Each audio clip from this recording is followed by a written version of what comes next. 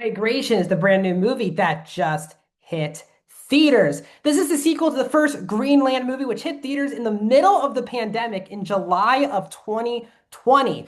This movie also takes place 5 years after the events of the first film, where the comet takes place on Earth and 75% of the world's population is no more. We catch up with everyone in the Greenland bunker with John Garrity, once again played by Gerard Butler, with his family, once again Allison, his wife, played by Marina Baccarin, and his son Nathan, who's now recast for this movie and being played by Roman Griffin Davis. But they are forced to evacuate their bunker here and try to find the origination of, or the original place where the comet hit. As reports are, that is where new life will be bringing the world in the coming decades to come. The film is 2 hours long and is PG-13. Welcome back, everyone, to a brand new review here at Max Talks Movies. My name is Max Dinenberg. I'm talking Greenland 2 Migration. So if you guys are new guys to the channel, please hit that subscribe button. We're literally need 2 more people to subscribe to my channel to get to a big milestone for me, guys. 400 subscribers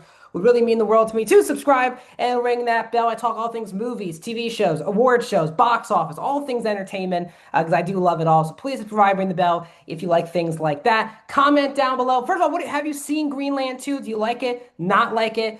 Do you prefer the first one or this one? Do you think they should make more of these movies, or maybe just stop it right here? Have you even seen the first Greenland movie? Love to hear your thoughts on this movie down in the comment section.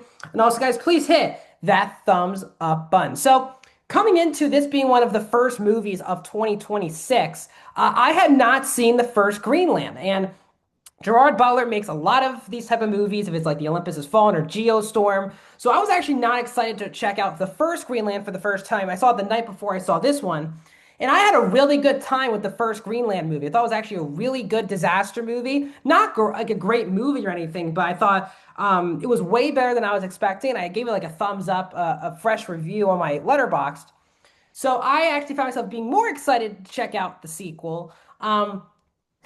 And I will say this, I am definitely a little bit disappointed by Greenland 2. Once again, I'm not saying this franchise is supposed to be making these unbelievable, fantastic, top movie of the year type things.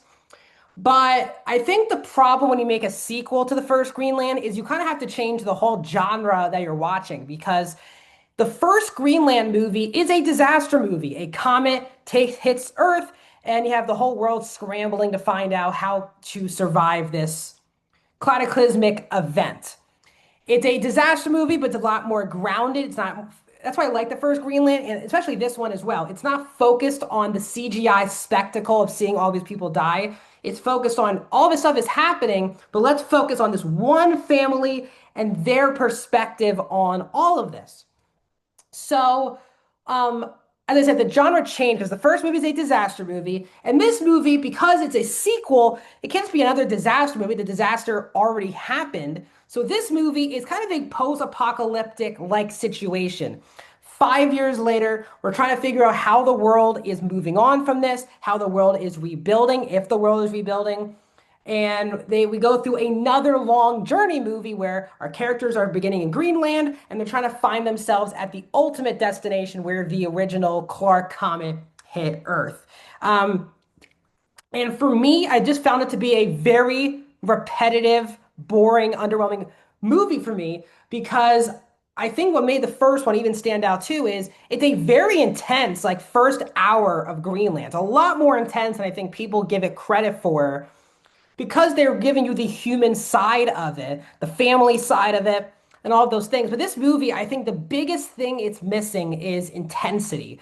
The spectacle is really there again. And the reason why I like this probably movie more than most people is I do still care about the family, the trio we have been following since the first movie.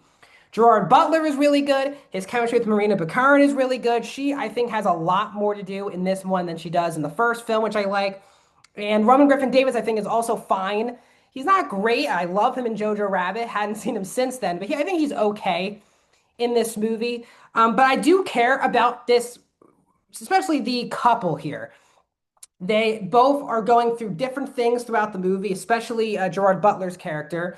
And it brings this big emotional element to the family dynamic. And I am rooting for these characters to make it out of this movie alive. That's what I was rooting for from the first one, and it's definitely what I was rooting for here. And I just enjoy Gerard Butler, I guess, in movies like these. It's a very well made movie. As I said, the spectacle is really there.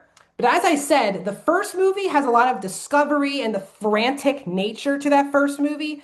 But this one, we're kind of just on the run. We stop, take a break, see someone die or see a big event happen. Then we're going and we're driving along, stop, take a break, get caught, find new people, then move on. It's a very repetitive movie.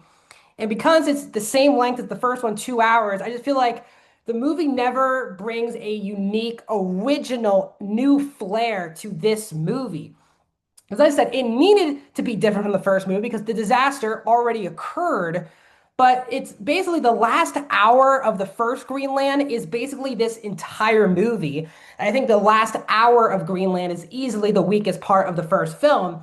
And that becomes this entire movie with this rinse and repeat. We're driving, we're stopping, we're driving, we're seeing someone die, we're driving again, we're meeting new people. It just feels like you're watching the same occurrences happen over and over again.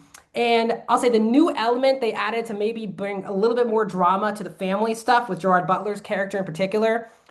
It's so cliche in a movie like this, but it makes this movie extremely predictable. You know exactly how the movie is going to end. And again, I think that's what takes away a lot of the intensity of the movie, which is because they added this element to Butler's character, you kind of know exactly what is going to happen in the third act of the movie, and it makes the whole movie feel kind of flat. So I still think this movie is very watchable. It's a well-made movie. The spectacle is there, and I think they did a really good job once again focusing everything on the family and how they're seeing the world kind of crumble around them. They just didn't introduce enough interesting side characters. And I think this movie is just very rinse and repeat. So for me, this is just a forgettable sequel. I wish it tried to have a little bit more fun like the first film. But I'm going to give Greenland 2 Migration a 2.5 out of 5, guys. A 51% for Greenland 2 Migration. Let me know, guys, your thoughts on this movie down in the comments. Like this video, subscribe to my YouTube channel, and I'll see you guys in another video very soon.